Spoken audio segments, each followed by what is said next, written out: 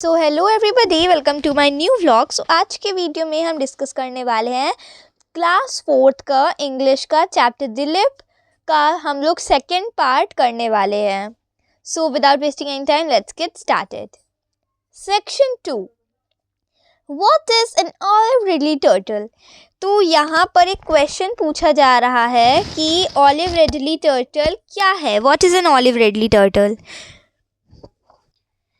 Olive ridleys live deep in the ocean many kilometers from where they are born.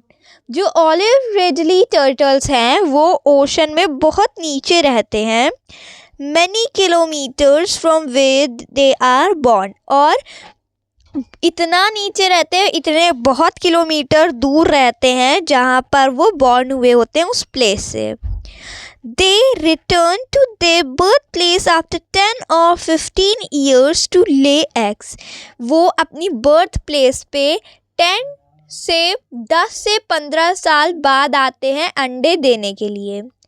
Traveling hundreds of kilometers across the oceans of the world. और वो hundreds of kilometers travel करके आते हैं oceans में, पूरी दुनिया से, जहाँ पे भी वो बॉर्न हुए होते हैं ना, चाहे वो दुनिया में कहीं भी हो, लेकिन उस जगह अपने एग्स को रखने के लिए वो लोग आते हैं। Scientist are not sure how they find their way home. और साइंटिस्ट को ये अभी तक पता नहीं चल पाया है कि वो जहाँ कहीं भी होते हैं वहाँ से लौट कर अपने घर कैसे आ जाते हैं, वो अपने घर का रास्ता कैसे ढूंढ लेते हैं। तो यहाँ पर एक ऑलिव रिडली टर्टल की आपको फ़ोटो दी हुई है। अब यहाँ पर एक इम्पॉर्टेंट पॉइंट लिखा हुआ है, वेट। इन टर्टल्स का वेट कितना होता है? Up to 45 kilograms. इनका वेट 45 किलोग्राम्स के आसपास होता है। लेंथ अबाउट 2 फीट, और इनकी लेंथ कितनी होती है? 2 फीट के लगभग ये लंबे होते हैं। स्टेटस इन डेंजर, मतलब ये अभी खतरे में है। So moving on to the next page. How do the olive ridley turtles nest. Olive ridley turtles कैसे नेस्ट करते, कैसे अपने घोंसले बनाते हैं? Each year at nesting time hundreds of olive ridley turtles collect near the beaches where they were born.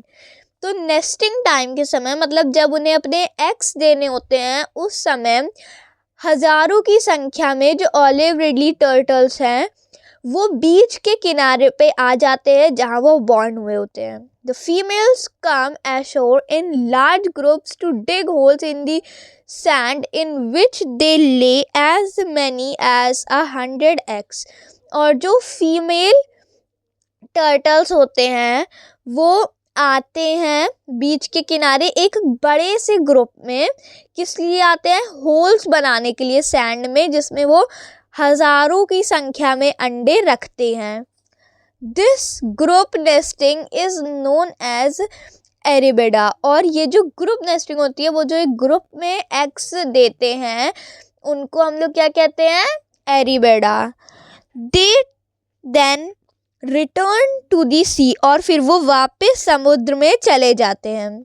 A few weeks later, tiny newborns hatch out of the eggs and disappear into the sea. और कुछ हफ्तों बाद जो छोटे छोटे से turtles होते हैं वो उन अंडों से बाहर आ जाते हैं और फिर समुद्र में गायब हो जाते हैं।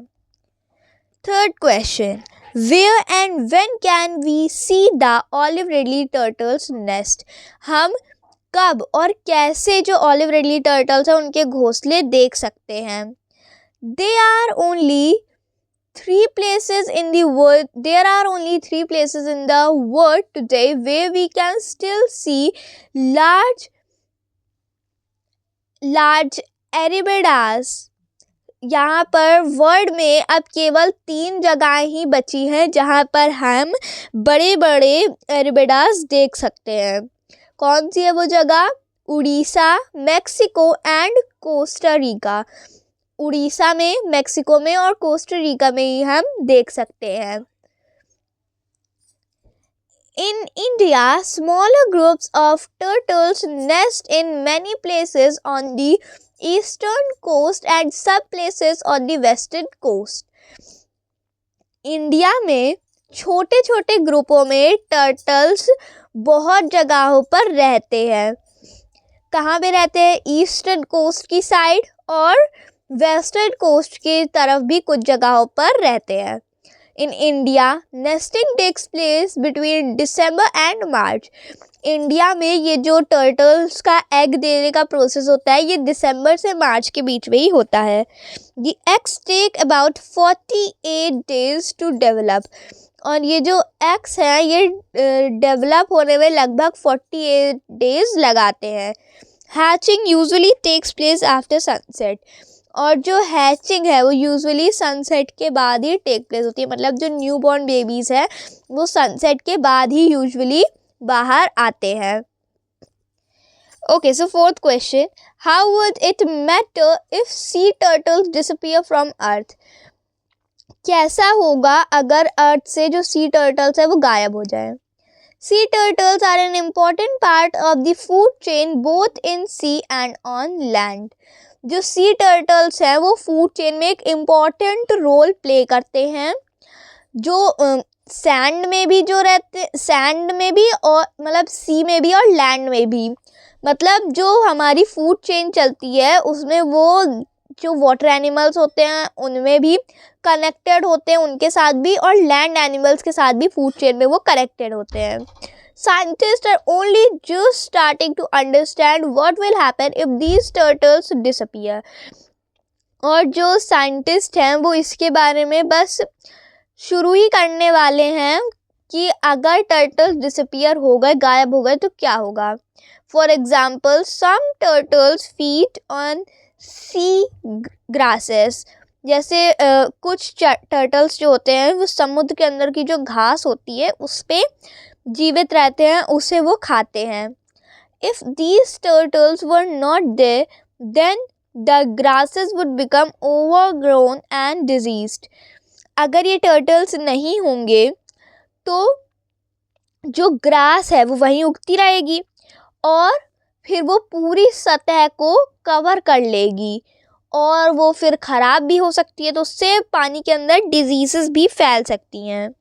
Then other species of fish that survive on sea grasses would become extinct. तो फिर जो दूसरी मछलियाँ होती हैं जो सी ग्रास के ऊपर सरवाइव करती है, जो सी के समुद्र के अंदर की घास खाती हैं, वो भी फिर मर जाएंगी, वो भी गायब हो जाएंगी क्योंकि फिर ग्रास बहुत ज़्यादा हो जाएगी तो वो सड़ने लगेगी। Fifth question, why are they in danger. ये जो टर्टल्स हैं ये खतरे में क्यों हैं। Dogs and cows eat the eggs. जो डॉग्स और काउज होते हैं वो इन एग्स को खा जाते हैं। People can trample on the nest. और लोग जो हैं वो इन नेस्ट पर गलती से या जानबूझकर पैर रख सकते हैं। Poachers collect and sell turtle eggs.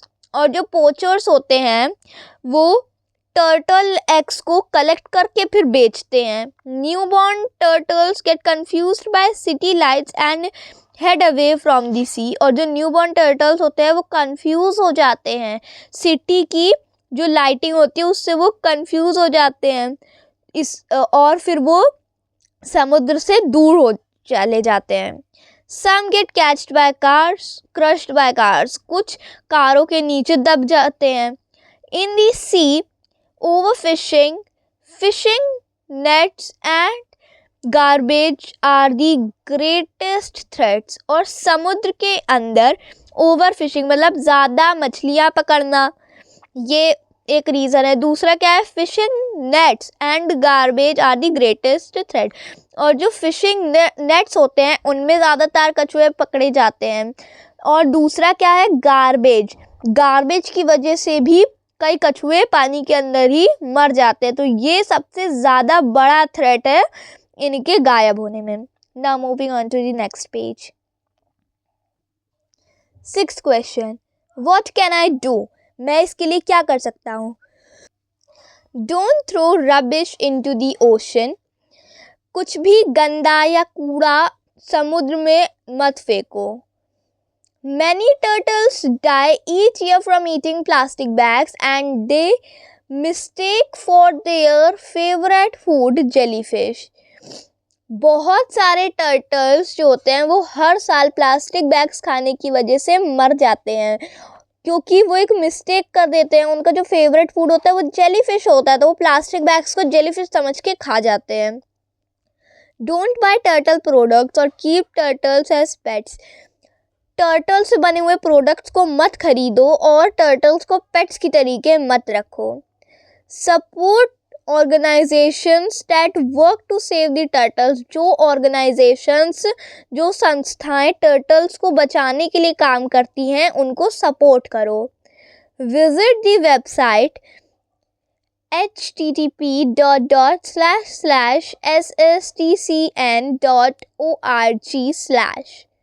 To know more ways to help.